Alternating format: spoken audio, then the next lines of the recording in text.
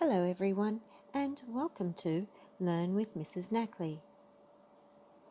We are looking at the alphabet, and in the alphabet series we will be looking at the letter P. It makes the P sound.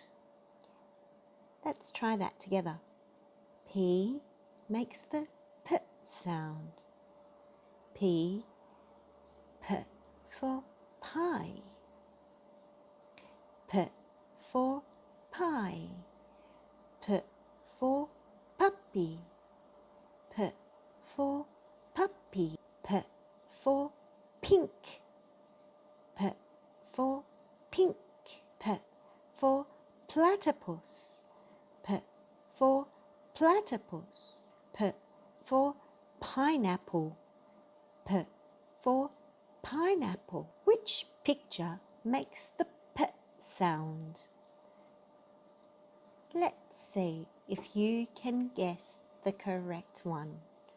Look at the pictures on the following slides. Read the words with me. Do they start with the P sound? We will check at the end to see if you were correct. Good luck. Tiger. Tiger. Picnic. Picnic. Strawberries. Strawberries. Panda. Panda.